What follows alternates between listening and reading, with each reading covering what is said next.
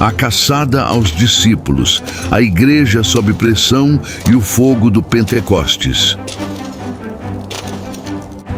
Você acha que seguir Jesus te traria paz imediata?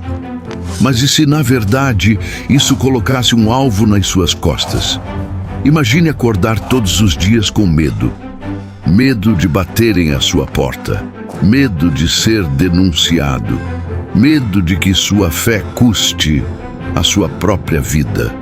Foi exatamente isso que aconteceu depois que Jesus Cristo subiu aos céus. Os discípulos, aqueles que caminharam com ele, que viram milagres, agora estavam escondidos, trancados, em silêncio.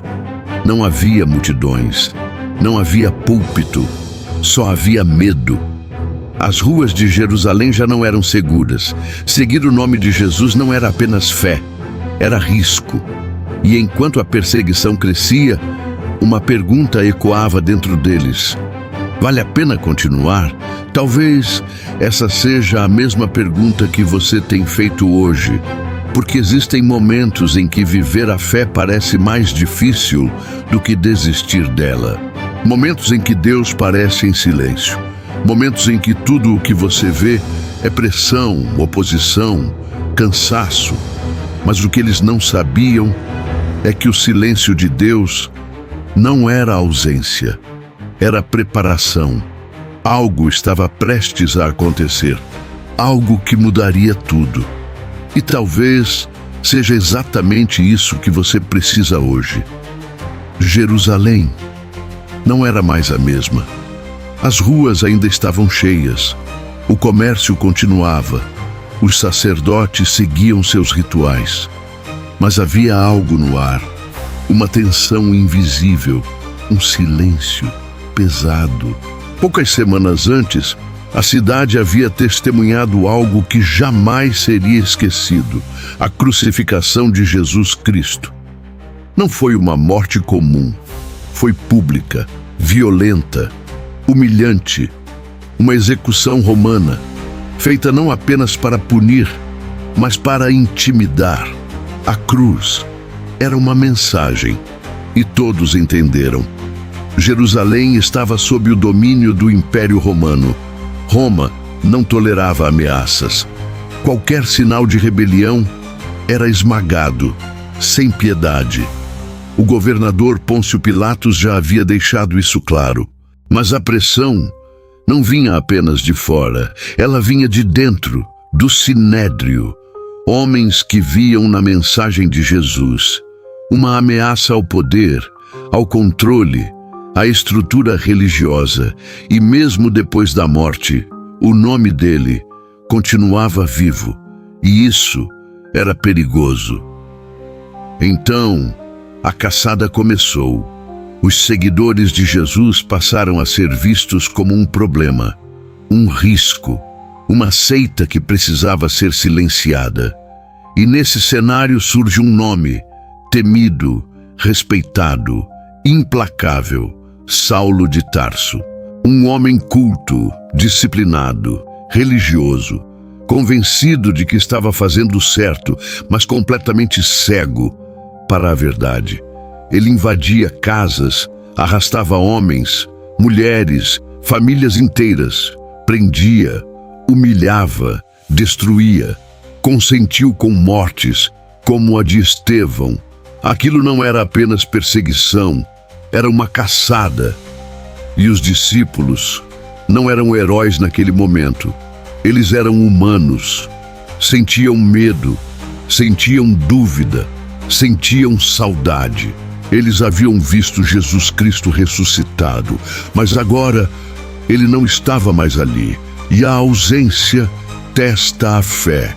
Eles estavam escondidos, reunidos em casas, com portas fechadas, olhos atentos, corações acelerados, porque uma batida na porta poderia ser o fim.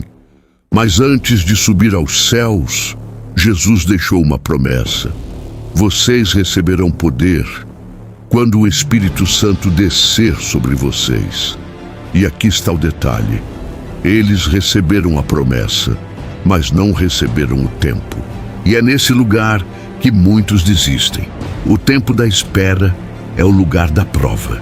Eles continuaram, cerca de 120 pessoas, orando, perseverando, mesmo sem respostas imediatas, mesmo sem garantias, apenas confiando. Então chegou o dia de Pentecostes. Jerusalém estava cheia, gente de todos os lugares, nações diferentes, idiomas diferentes, culturas diferentes, tudo preparado, sem que ninguém percebesse, porque Deus age nos detalhes. De repente, um som, como um vento forte, impetuoso, que encheu toda a casa. Não era natural, não era comum, era sobrenatural. Línguas como de fogo apareceram e pousaram sobre cada um deles, cada um, sem exceção. E naquele instante, tudo mudou. O medo desapareceu. A insegurança foi embora. A dúvida perdeu força. Eles começaram a falar em outras línguas e as pessoas ouviam, cada uma em seu próprio idioma. Não era apenas um milagre, era um sinal. Deus estava dizendo: essa mensagem é para todos. Então, ele se levanta. Pedro, o apóstolo, o mesmo que negou Jesus, o mesmo que teve medo, agora, cheio de coragem, cheio de autoridade, ele prega sem hesitar, sem recuar. E naquele dia, cerca de 3.000 pessoas se rendem. A igreja nasce, não no conforto, mas na pressão, não na facilidade, mas no poder. E a perseguição não parou, ela aumentou. Mas agora, algo era diferente. Eles não estavam mais vazios. O Espírito Santo habitava neles. A coragem substituiu o medo. A fé venceu o silêncio. E o que parecia destruição se tornou expansão. Os cristãos foram espalhados e por onde iam, levavam a mensagem. Aquilo que tentaram calar, Deus usou para multiplicar.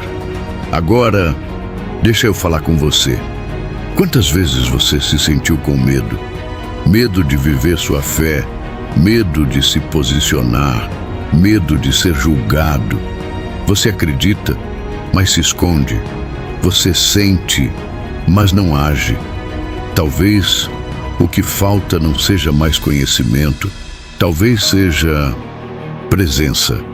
O mesmo Espírito que desceu naquele dia ainda está disponível hoje, agora, mas existe uma chave: busca, entrega, disponibilidade. O Pentecoste não foi o fim, foi o começo, um fogo que atravessou gerações e chegou até você. E a pergunta é: você vai continuar escondido ou vai viver o que Deus te chamou para viver? Se essa mensagem falou com você, não ignore. Escreva nos comentários. Queima fogo do Espírito Santo, ore, busque, se aproxime e se inscreva no canal Jesus, a Luz que Guia, porque aqui você não apenas escuta histórias, você vive transformação. Porque quando Deus acende o fogo, ninguém apaga.